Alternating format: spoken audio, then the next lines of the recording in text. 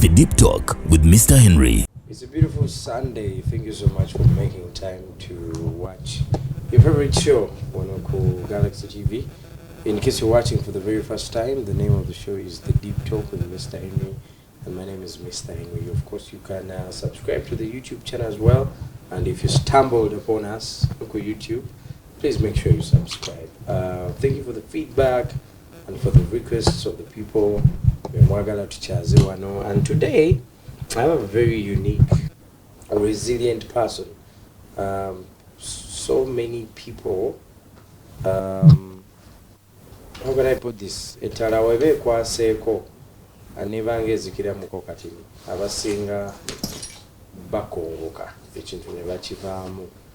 But she's a girl I've seen remain standing, still standing, and still one of the biggest female artists in the country. And she's my very good friend. But I don't know your second name. That's crazy. But yeah. I only know RECHO REY. Mirembe. RECHO Rey. Welcome to the show, RECHO. Thank you so much for having me. It's a pleasure. Looking good. I know. Good. Thank you. What inspires you? We had a concert. We had an event. Yes. Then you came dressed. You were putting on the hot parties. It was black. Yeah. And I think there were also a Katibaka black. But then part of your behind was out. Yes. What's that about now?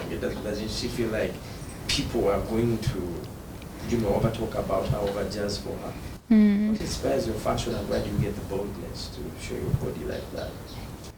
I think it's a free world. You can do whatever you want. You can just do whatever you want. And usually when we're going for these shows, I work with a stylist. Mamuita billionaire stylist. Billionaire stylist. Billionaire is the one who told you to put a billionaire look. Billionaire look. Yeah. Well, it stood out, but for me, it's even hard for me to put on shorts. Yeah. Because when you put on a hot pan, do you feel like air blowing? I don't even mind. I don't even mind. I mean, it's fashion. Fashion is fashion. So I just pull up. At that moment, some people scream, they were going, Mama, Mwana Kunami, do these sort of things. Oh, they say, RECHO REY, oh my God, can I have a picture? That's what they say. No one has ever told you RECHO Kunami. They've never said that. I think, of course, Ababantu Bebatoje. Yeah, because to inner preferences and in life, there are people that look at you and be like, yeah. RECHO Ngamirembe, even before we dive deep down into your life, when your parents or your guardians or people responsible for you, is mommy and daddy still around? Oh, yes, they are. They're still around. What do they say? Okay, at first, of course, almost that day in the very beginning stages, yeah, there's a lot that comes along with being an artist. You're an entertainer. And that's where I want to take you back. How do you become an artist? Like, when does the story start for you, and what inspired you? So, back then, waliwo omukyala gwe nalabanga waliwo akalango ke yakola bali bamuyita Jakita. Kalango kalika one of the companies. It was, I think, is it okay if I say the company right here? Yeah, okay. It's okay. I mean, it was an MTN advert. Okay. Yeah, so she was called Jakita. Ngakuba rap, I'm Jakita. What? Bananas. Nalimu senior too, I think. So nezirayo ku somero because I was so interested in what she was doing. So I go back to school ngomwana omuto and I picked interest. So ntambula ku compounding ngakuba. Keep it easy. When I'm around the Sarawizi, I don't even remember what she was saying. I'm Jakita. So one of the boys spotted me. Which school are we talking about? Nambole High School. Okay. So one of the boys spotted me. Manyi kusomero wabere badi. So one of them spotted me. Bali bamita the Duke. Yali ita the Duke. Opio. Opio, eh? Yeah. I hope he's watching. So he stops me. And he told me, you can rap. I'm like, what are you saying? You can. I didn't even know what I was doing was rap anyway. So nangamba twagala kugatta ku crew yaffe tuli ba rapper. We are 6 boys. Twayita ba extraordinary rappers. Extraordinary rappers. Yes. And we're going to call you the Rap Queen. The Rap Queen. Ne tugenda ku kantini n'agula akatabo kali ka 96 n'ateekako Rap Queen ye yampandikira line zange zasooka mu Luzungu. So that's how it begins. Yep. So he tells me what I'm doing is called rap. So he starts introducing me to other people like Jay-Z, Jadakiss, Tupac. Like you started listening to that music? Yes, definitely. Kubaka In which cheating class and was bad. He was in senior 6. You were in senior 2? Nze nga ndi mu senior 2. Ngatate gachibatu. It's genuine. Nali younger. He's talking about music. Yes. Okay. I was very small and tiny and, you know, bouncy like a tomboy, you feel me? Yeah. Yeah, so that's how I begin rap. That's how I picked interest. So when I flew outside of school, yeah, netandiko ku would desire, you know, different rappers. And I decided to take it on. That's when you theater akasengeko akobunga ka rap, that's when it gets switched on. Definitely, yeah. When do you decide to now say katika then for comedy, let me actually hit the studio? Because when we are home, they're telling us ogenda bera musabo, ogenda bera, you know, musomesa, pilot, engineer. I don't even think there's a parent who looks their child in the eye and says gendo ogenda bera muyimbi. But especially in the African Ugandan setting. Okay, definitely, yeah. So when do you make the decision to step in studio and record now? Yeah, so when I decided to take it on, because I remember from Nambole High School, nasomerayo O level. Yeah. So A level ne bantwala ku Sumaya Girls. Sumaya. Yeah, okay. It's a Muslim school. Oh yeah. So they take me there. Nzijukira. I think the first 3 weeks when the students got to realize I'm a rapper. Oh. The school went crazy. Bamu rap za Jay-Z. Nenfuka serebu kusomero. Achitegeera. So ngaba, you know, I remember them wanting me to become an entertainment prefect. Ngaba ansindikiriza bagamba you have to become an entertainment prefect or whatever. Achitegeera. So ne baweereza bagitoba resume. There is that gundi gye bawandiika to submitting for being an entertainment prefect. Yeah. So they did that for me because they were very interested. Zijukira, in fact, bali bangu bina school fees. Nkomawo okuva ewaka.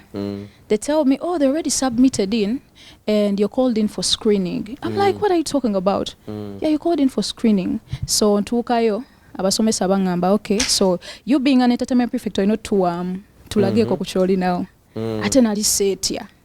Kuvada you're confident like that. Ashitegeera. Yes, so nemba wa capella.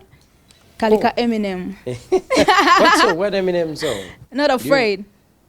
I can't tell you what this feels like. No, that's not the way you do it. That's love the way you lie. Not afraid. I'm not afraid. That's the one. To take a stand. Everybody. Yeah. Yes, I can't tell you. Yeah. God, I'm bad when it comes to lyrics. Yeah. Go sumulula. So, sumulula. So the teachers were looking at me like, I'm imagining you young like this. I can't tell you what it feels like. I can only tell you what it. Kati walingawo ne ba student teachers, I think. Oh yeah. So they picked interest like, wow, she can really rap. So most of the people abategeera nti I can rap being a female. Chalinga chibewunyisa nyo. At that time, which female rappers did we have in the country in Uganda? At that time, I think yali Keko. Keko. Yeah. Keko yali, I think. Maybe wali onabula name, maybe bali underground. Tebali na. Okay, there were people that were commercial where it was only Keko. So from there, of course, the hyping me like you can really do this. So yeah, so I'm thinking I can really take this on. So maliriza okusoma senior 6 nagimalira ku Standard College. Navaayo ku Sumaya Girls.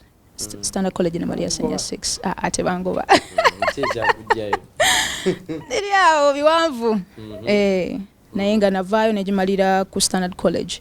So I remember reaching ku Standard College and mu senior 6 nsangayo omwana nga I think he wants to stand for an entertainment prefect. So they still find out that I can rap. How do they find out these things? Because I always moved around the compound doing this. Nga bagamba naye omwana kiki. Nzijukira ne waffe gye twali tubeera nga babuuza naye omwana kiki. Atambula akola ati emikono. Kiki. Are you okay? Yeah. But it was the passion that I had for the game. Ashtegera. So anyway, this boy approaches me. He tells me njagala kunoonyeza kalulu. Bampita Pompe. Pompe. Ne mugamba okay tunoonya akalulu. Ne tunoonya akalulu ku ssomero ne mpandikayo ka verse awo. Who you gonna give the vote? Modamu Pompe. Who you gonna give the vote? Pompe. Who you ne tuyita mu classes ez'enjawulo. So everybody gets to know that oh she can rap. Ashtegera. Abana nga ba okay, like they kept on feeding me that energy that you can really do this. So I get it done. Fulume somero. Yep. I think in 2017. Nakafuluma senior 6 ni mu vacation. Yes. Mu vacation now, I make a friend. Bali wameta Kavan. Big up on yourself, Kavan, yeah. Yes, I meet Kavan. So Kavan introduces me to producer wameta Green. Greeny. Kavan was more into dancehall, I think, right? Oh yes, definitely, yeah. She was into dancehall. Okay. So at that time nali nonya studios ensobola kola ki koleramu kati nga nvuddeyo ku ssomero mpulira nkola ki sobola kikola I can do this, I can become a star. So we get to know each other. She introduces me to a producer bamwita Green. Green ngabuuza ngamba bangambye yo rapper soko tuwe ngamuwamu. So he's interested ngabanga taku. They had something called the Invaders. Yeah, I remember Invaders. Yeah, Invaders. You used to say that. Yes, because Apple was a manager to Kavan. Apple, your former manager. Yes. Yeah. So I get to know Apple from Kavan. Gatuli muchibaita Invaders. Invaders, yeah. Yes. So from there, I remember Green shifting his studio to Saidize Charlie Wajala. I meet some other producer bamwita St. Andrew. St. Andrew. So to sinkana ne St. Andrew nga tujja ku studio ne Kavan, you know, ku vibinga, you know. Oli muvak. Ndi muvak. Your parents are okay with you moving, going to studio and everything? Not really. I used to get in trouble. Oh. I used to get in trouble a lot. But at that time you knew you wanted to, you know. Yes, I did. Oba just kali kavubukanga. I told nedda. Anyway. But at that period of time, nali nonya studio wensobola kola ki to express my creativity. So I meet these people. They introduced me to different other people. So Green, he introduces me to St. Andrew's music. So I become a friend to St. Andrew. Netutandika okukola ompola. I remember twakola kayimba ka cheating even before Who Is Who was out. Nga sinabakola Who Is Who. Muvak. Ngenda ku cheatinga tonight. That song is... Yes. It was there before. It was there before. In fact, walo nakayimba kalake nakola bakaita bawala tukuba teri kuzikiza. Yeah. Bawala tukuba. Yeah. Oh, yeah. Yes, nakakola with Green before Who Is Who. Okay. Yes, so those songs were in studio. Who came out before them? Definitely. Okay. So I'm taking you how that song comes out and how it comes about. So nzijukira nali waka Andrew nankubira essimu, St. Andrew. Yeah. Nangamba, I've had something going on in the industry. Who Is Who battles. Wazirabyeko zimanyiko. Jugula yali ani mpozi. Yali fefe. Yali fefe, yeah. Yes. I'm like, no. Jangu ku studio. Nzija ku studio. So ntuukawo. Ne bangamba, okay. So tugenda kuwa instrumental and we want you to do your best. Twagala wete. We want you. Yes. So nyingira studio. Obudde bwali buwungeddemu. Ne bangamba tugenda kusibirayo. Munda. Oluyimba tulukola leero tulutancha. Ndaba, you know. Anyway. So St. Andrew is a writer. Nanyambako. Nange ne, you know, netukolagana. He's a writer, he's a producer. Ne Green yaliwo, the producer. So netukola oluyimba. Nesibifaako, I remember. In fact, wala ati wakawola oluyimba. You really know. This artist, alinga eyali mu bibye. Ashtegera. So tumala okukola oluyimba. enkeera ne bangamba twetaaga artwork ne bagamba waliwo ka studio side zaawe ekirinnya genda bakuba ebifaananyi kumaca ate nze nali tomboy nga ndi freestyle ndi byange kitegeera ne okay so ne tugenda ne green yeyampa ne vest ye najja mu vest ye ko nali byange nampa vest ye ndoza ne saawa yes tugenda ne bankuwayo ka obufaananyi akayima ne bakateekayo so mba ndi awo nebase mu kisenge sister wange ngajja Rachel okimanya akayimba ko bakakuba ku TV bakunoonya kunze banoonyeza ki bakunoonya like after how long? Just I think hours that very day yes or regular my sister comes to be ngamba bakunoonya ku TV wolo program je yalaba zo regular zo ku TV nangamba bakunoonya ngaba noonyeza ki so Andrew ngaddamu ankubira ngamba jangu oluyimba lwatabuse oluyimba lwatabuse kati olina otandika okukola which year are we talking about now? That is 2017 Yeah, 2017 I think. Yes, 2017, yes. So I remember that period of time abakubira Apple sim. Apple? Yes. Ngajja nali remember he was a manager too. Kayvan. Yes. Kale nga nange anyambako naye nga tali all in at that time naye nga nyambako asobodde okitegeera so at this particular period of time nga neetaaga omuntu okola ki okuyambako because kati wali okubye yes neetaaga okuba interviews bampita wano bampita wali senior 6 back senior 6 vacation yes vacation yes so nga tutandika otambula ku different media stations kuba zaali zimpita buyisi now your voice and face starts becoming familiar definitely so that's how you become I come into artist. the industry yes so Apple becomes your manager by by virtue of need ndiye yaliwa at that time yaliwa at that time but I don't want us to discredit the fact that even before he was doing what he can he was doing his best okay yes wow so I'm not going to say you become an artist by mistake nekati yawo hit ejja nenga nange nalingi noonya naye nga kitegeera mwana when did you start getting money sente zakati okwata ku mitwalo 10 I was talking to some artists nagamba abantu balaba nyimba naye tebamanyi nti nakatana kukwata sente nti booking just recently yes. like 1 year or 2 years ago naye nga ate yaliwo nga ayina ennyimba nga tuzikuba naye nga booking so when do you start getting booked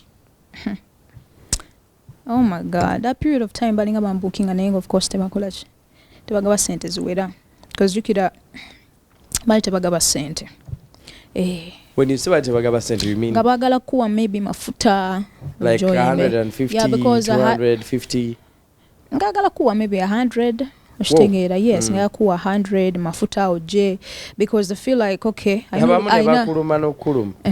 know limba lumu oshitegeera kati bwatuka ku stage agena bichibi ageno yimbira abantu oshitegeera wadde kale limba luyisemba mumanyi so nate covid yajja nanchankalanyamu in fact between that period of time when I know okukolera ennyo obudde buno nkola naye nga that period of time ya covid because I remember 2019 because you had who is who no gata oluyimba chawe who is who teri kuzikiza bawala tukuba then my biggest at that period of time was guma bakonyige nenjikola remix with Monji nendeta cheating nendeta chigwa nendeta bwogana with Winnie Waji nendeta gweno dao enyimba zaaliwo nyingi so covid yajja natushankalanya and at that period of time it is what it is so tandise ddala okukolera ddala obulungi mu buno obudde after covid kuba mbadde ne inconsistencies as well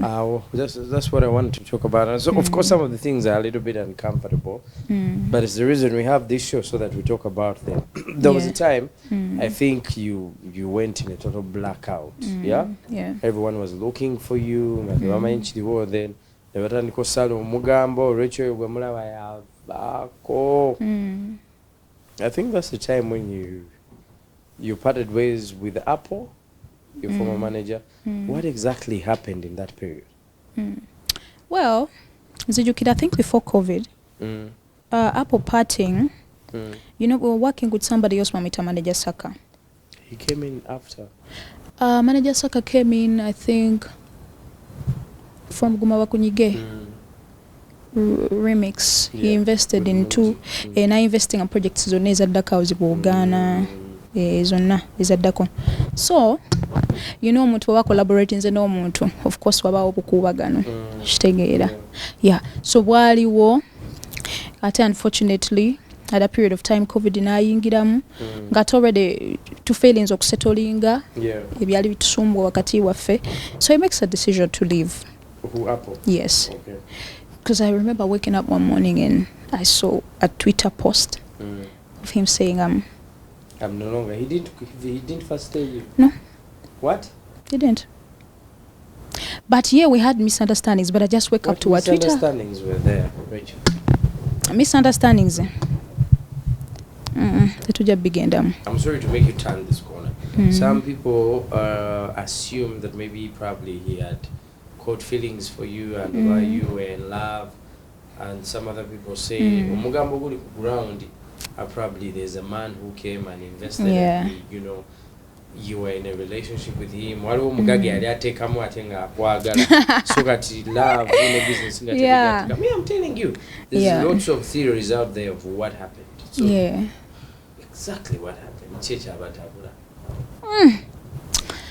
tebiri ku musajja. Bino byali wakati we n'oli omwami omulala gwe twali tukola naye. Tebyali nakunze ng'omuyimbi. Naye ate of course be reflecting back to what? To the artist. It's like as if I had to take sides. Okitegeera. At that period of time, ganinga ino kutekinga side. So we failed to have a common ground. Wakati we ne manager Saka. Okitegeera. So we were fadinga. Not in between there. Okay, so I mean, what is going on? I think administer everything, the arguments, exchanging of words, ashtegera on both ends. What's there? Show you did. Okay. Let me give you a sneak peek of really what happened. Mutufu bibuzabuza. Naye oba abantu mutuukana, you outgrow each other, and you have to compromise to each other, which might be hard on either the other side or this side. I want to think probably that's what happened, because I also try to make it make sense. Because chiringa we munabanga muli bafumbo bitandika bulungi gye bituuka eyo just out of the blue ne mutandika okukola ki okwawula. It is called stage 5 commitment. Ne mutandika okubanga opinions mwina zanjawulo ku bintu ebintu mubiraba bulala. Okay, so now what do we do? How do we go from here?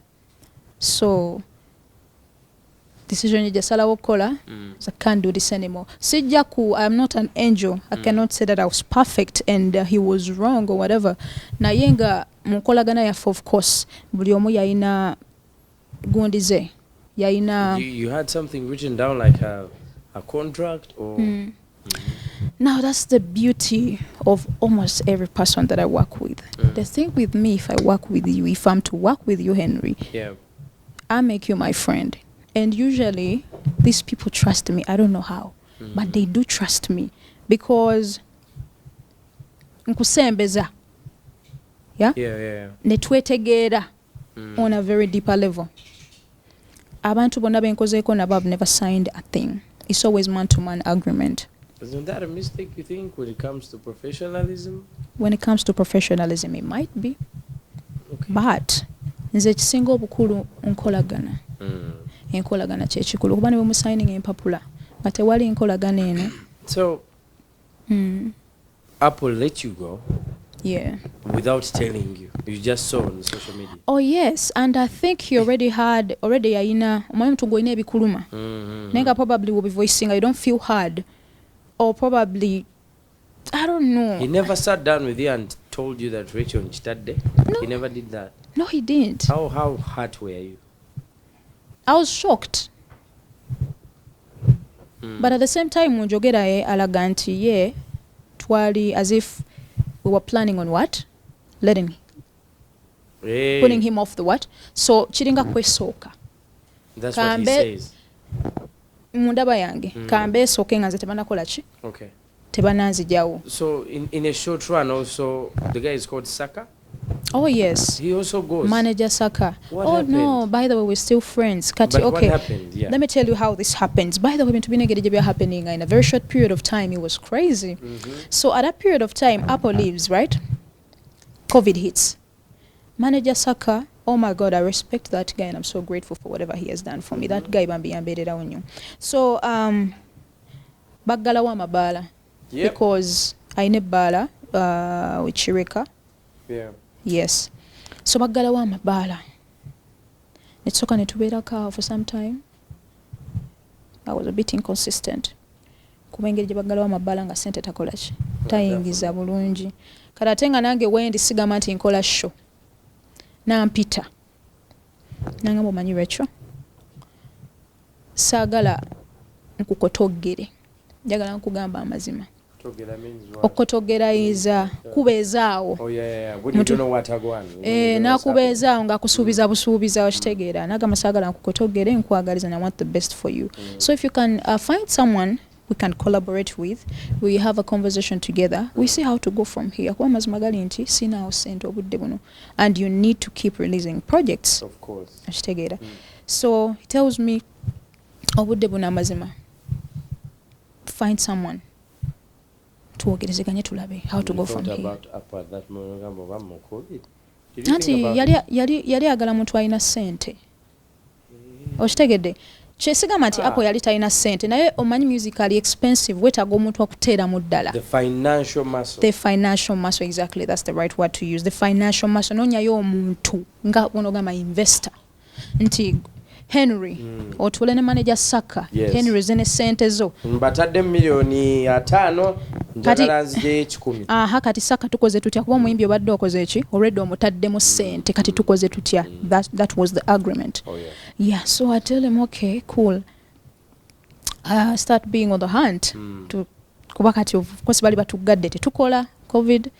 Omuntu wange badde anyambako takyayingiza bulungi amabala bagagadde. So how do I go from here? Atenze ni muntu afata nemerako my dear. Ngamba okay. Nentandika okugezaako I reached out to so many by the people, even in the industry.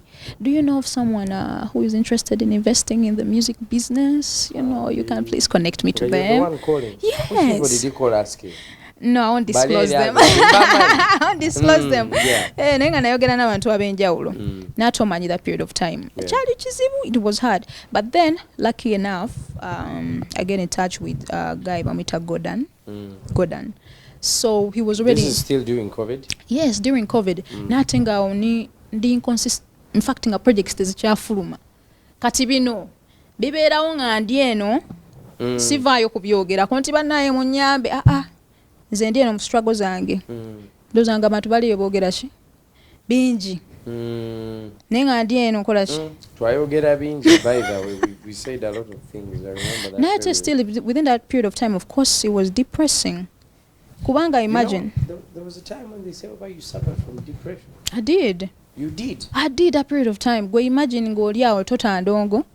Tomanyi, okay, sente teziyingira. You have to survive. Ate sigwe wekka kubanga nange nina people that survive on me. Okitegeera ng'oli awo bikusobedde. That period of time was really depressing for me. So kati, Apple is aware. Manager Saka is not aware. He's there. But he's saying I may not be able to do what I've been doing for you. So, okay, where am I? That means I'm standing alone. So how do I go from there? Anyway, luckily enough, Nsisinkano Yogodan Gwenkugambia. And he told me he was a fan of my music. Yeah, he tells me, I've loved your music for some time now. Nze nali nkunoonya gwe mwana gwe. Okinkubira. So I talked to him. Nabamu connecting ako, I talked to him. And he bought the idea. Nagamba tukole. Yeah. So tandika kola ne Godani, nkolera I think project ya Seeka. Yes. Yes. Yankolera project ya Seeka. You know, like a life jacket. I think that's what that song did for you. How life-changing was Seka in your career? It would have been more, but era still bali batugadde. Lwakuba ekyanyamba is ebbanga lyonna lye nasirikira nenzija nenkuba Seeka nembanga atasirikangako. Yeah. So mala okukola Seeka, still ebintu byendongo nga bw'obimanyi. So we communicate with him. Anyway, ebimu byetulina disclosing nga waniino naye nga anyways tekirina nnyo buzibu.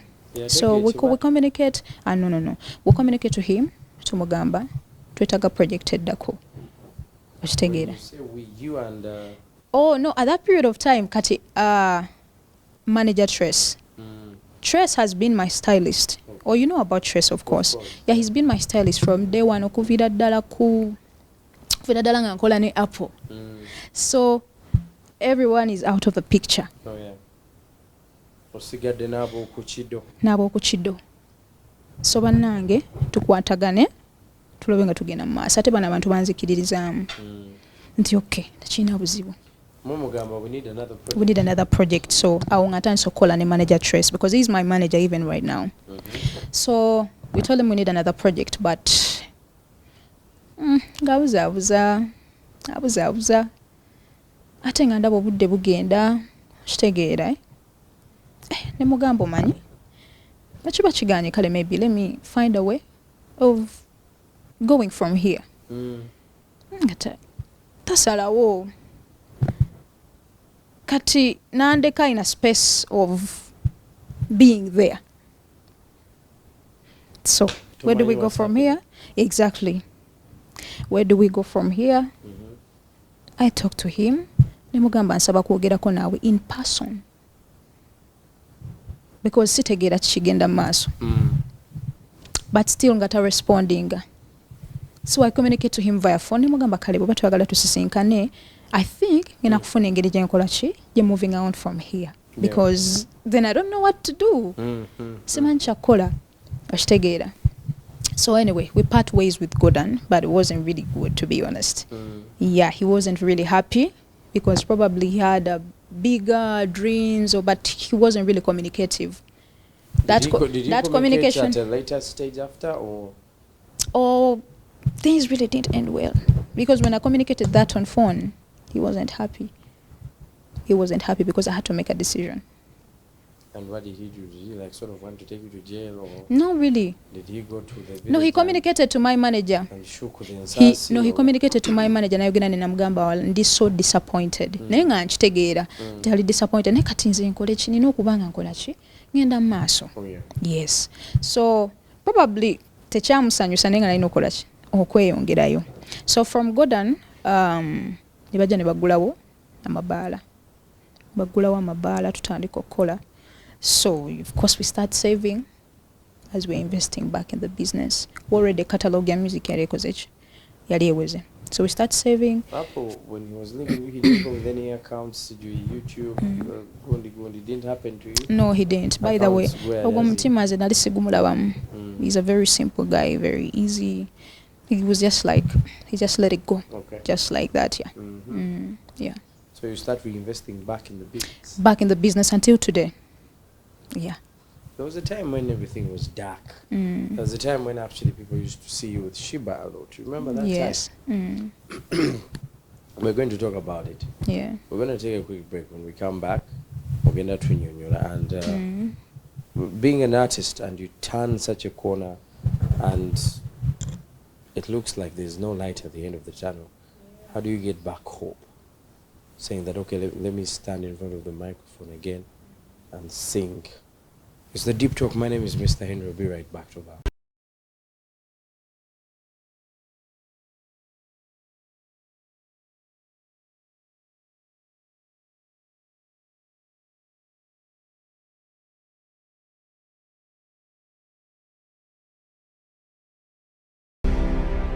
The Deep Talk with Mr. Henry.